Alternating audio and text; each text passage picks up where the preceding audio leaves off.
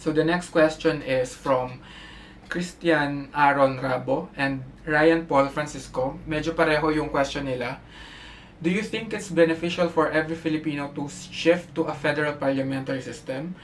Yung kay Ryan naman, I would like to ask about the constitutional reforms, especially federal parliamentary system, the pros and cons, and how the Philippines would benefit from direct foreign investment. Thank you, God bless. Hope we can have a conversation or a podcast at least when this pandemic is over. Okay, so I guess marami naman nakakaalam na I'm part of the Correct movement. It's a movement promoting the country's shift from unitary presidential form of government to federal parliamentary system. So ano ba yung benefits nito? Why do I keep on pushing for this reform? First, I would like to invite you to like the page of Correct Movement if you're interested dito sa movement na to, if you want to be part of it or you want to be more informed kung bakit pinopromote ng group yung movement na to. I would also like to invite you to visit the website para makita nyo yung mga resources na nandoon na nagdi-discuss, like mas comprehensive yung discussion kung bakit why we want this kind of transition to this form of government. Okay, so tatlo yung aspects ng movement na to. A shift to federal form of government, parliamentary system, and opening the country's economy, economic liberalization, or yung opening the country to foreign direct investment. So how will these systems and policies benefit the country? Federalism muna. One of the major reasons why I supported the president is because he is the one and only president who pushed for the country's shift to a federal form of government.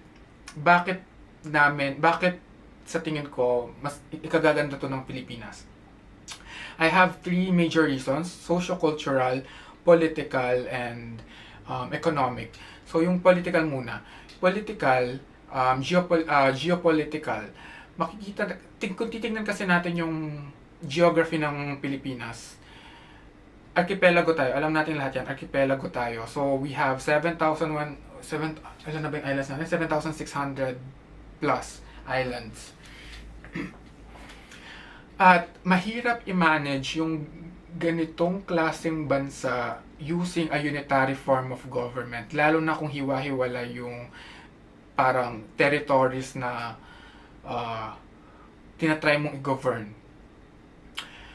So kasi ang tendency kapag kung makita yung impact ng unitary system sa Pilipinas, dahil sobrang centralized ng power sa Metro Manila, lahat ng development, lahat ng economic opportunities na pupunta sa Metro Manila, napapabayaan yung mga provinces, yung nasa peripheries, dahil nga yung government nakacentralize siya sa Metro Manila. Ngayon, kung i-decentralize natin yung power through federalism, sabihin natin na ihatiin yung Pilipinas into several states, several regions. Ngayon, each region will have their central governments. Ibig sabihin, yung mga central governments na yon, mas matututukan nila yung mga issues sa regions nila. Kasi sino ba namang nakakaalam ng mga problema dyan sa regions nyo, like yung mga galing taga-province. Yung mga nakakaalam sa mga issues nyo, syempre, yung government nyo, hindi naman alam ng Manila lahat ng issues na nangyayari dyan. So, mas mapapalapit yung gobyerno sa tao kung federal tayo. Kasi imagine mo, ang daming gobyerno na nagmamanage sa Pilipinas dahil nga mas decentralized yung power. So it brings the government closer to the people.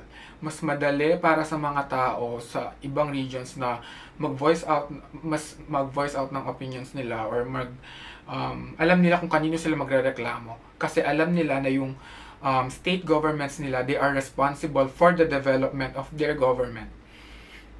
So that's one benefit. Mas decentralized yung power. And then yung development mas madidistribute siya ng mas maayos. Kasi nga, each state government will be given certain amount or significant amount of power in crafting policies.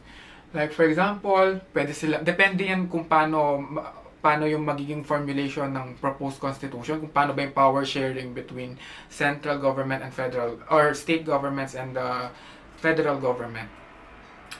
Pero kung yung fiscal powers mabibigay din sa state governments, then they have the power to craft their own economic policies. Then they have the power to incentivize businesses, kung paano ba to attract investors. So yeah, basically ganon. Mas ma-empower yung mga regions. Maraming against sa democracy, maraming against sa federalism kasi sinasabi nila na that it would worsen our problems on political dynasties. First let me just say na there's nothing inherently wrong about political dynasties. Una sa lahat, kung maganda naman yung pamamalakad ng isang political dynasty, walang masama doon. In fact, kung maganda yung pamamalakad ng isang political dynasty sa isang region, state, province, whatever, then I wish magtuloy-tuloy yung pamamalakad niya. Why do you need to change it if the system isn't, or if the leadership or the system isn't broken, then why fix it? Diba? Ngayon, kung hindi maganda, dyan kaya maganda din yung federalism in resolving political dynasties. Kasi since the government is decentralized, ibig sabihin yung mga regions, meron silang kanya-kanyang state governments nila. Ngayon, kung hindi maganda yung pamamalakad ng state government dun sa region na yon, then alam ng mga tao kung kanino sila magrereklamo. Magrereklamo sila sa state government nila. Dun sila mag-aaklas, dun sila magre-revolusyon. Alam nila kung kanino nila i-vent yung anger nila, alam nila kung kanino sila mag-a-ask ng accountability. That's good. Magandang bagay yon. Hindi naman hindi solusyon yung pag-impose ng anti-political dynasty laws, hindi solusyon yung like waiting for things to play out first before like changing the system. If we want to change the system, we have if you want to change how things if you want to change the course of things, we have to change the system. So yeah, and federalism will empower people to voice their opinion, to demand accountability from their state governments kesa sa hindi nila alam kung kanino sila magrereklamo. So yeah, I don't think federalism would worsen the problem on political dynasty. And at the same time, if these people na nagsasabi na it would worsen political dynasties in the country, I would ask them to cite studies or provide studies na nag-demonstrate nito nung mga pinopropose nilang arguments na federalism would worsen political dynasties. So, yeah, to me, it's not an issue. Next is yung parliamentary system. For me, the biggest benefit of parliamentary system is it would help the country veer away from personality politics and focus on like a more politics of ideas. Kasi ngayon, 'di ba, parang ang politika natin pasikatan, hindi kung sino yung pinaka-competent yung na-elect, kundi yung kung sino ba yung pinaka-sikat. Kung sino ba yung kaya madami nating mga artistang leaders na na-produce, di ba? Ngayon, kung parliamentary form yung government, mas ma-empower yung party politics sa Pilipinas. Like, magkakaroon tayo ng mga parties, mas strengthen yung party politics sa atin. So, yung mga tao, mas dadami yung choices nila na parties na pagpipilian base sa kung ano yung policies na tingin nila makakaganda sa Pilipinas. Hindi na siya base sa kung sino bang sikat, base na siya kung ano bang party yung sa tingin nila pinakamaganda yung programs na mai-implement sa Pilipinas. So, yeah, to me, that's one of the biggest benefits of shifting to a parliamentary system. Ngayon, if you want to have a more like in-depth explanation ng parliamentary system, I would really recommend you to check out the website of Correct Movement, Facebook page, Facebook group. Mag-join kayo doon, mag-ask kayo ng questions. Check nyo din yung Facebook page ni Sir Orion Perez. Madami siyang mga videos about federalism, parliamentary system.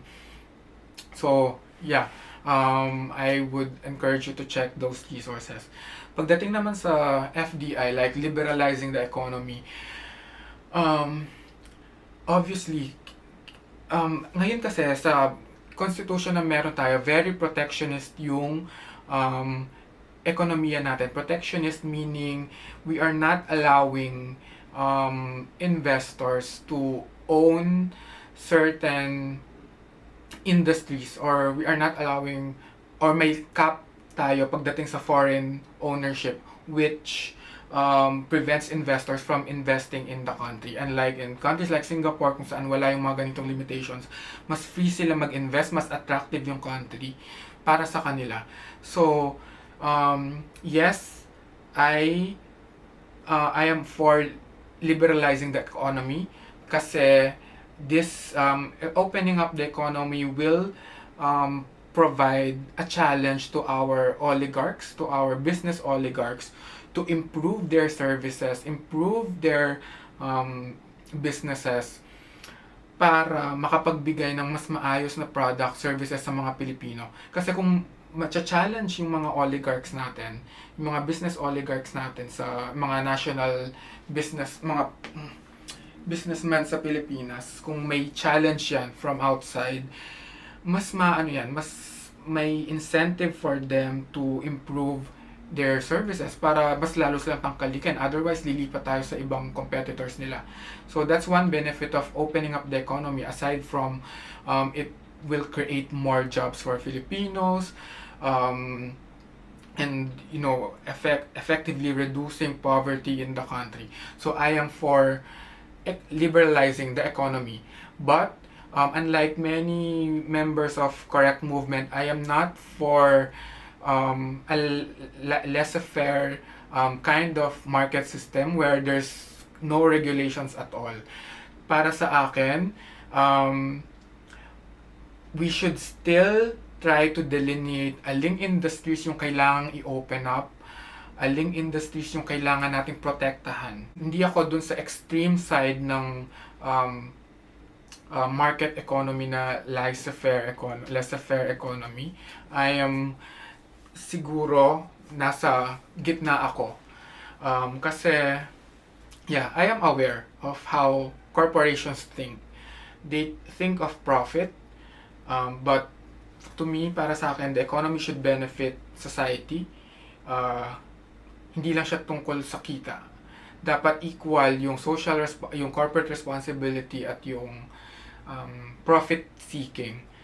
So, yeah, we should we should open up the economy, but we should also study alin sa mga sectors natin yung magandang i-open up, alin yung kailangan i-protect, like yung agriculture, do we need to protect it para mag-benefit yung farmers, or should we allow certain amount of competition? Okay, just to clarify my position on liberalizing the economy, I am for opening up the economy, but at the same time, I also think that there are certain industries or sectors that we need to protect in order to protect Filipinos. Like for example, maybe we have to consider studying what liberalization will what are the impacts of liberalization on, let's say, for example, the agriculture sector. How will this benefit our farmers? Then, to me, the policy needs to be recalibrated. So, economic liberalization doesn't have to have this one size fits all policy that will encompass all sectors. Para sa akin, kailangan micromanage natin yung ekonomiya natin. Alin ba sectors yung kailangan ng kompetensya, kailangan ng mas madaming investment, ano namang sector yung mas okay na protektahan.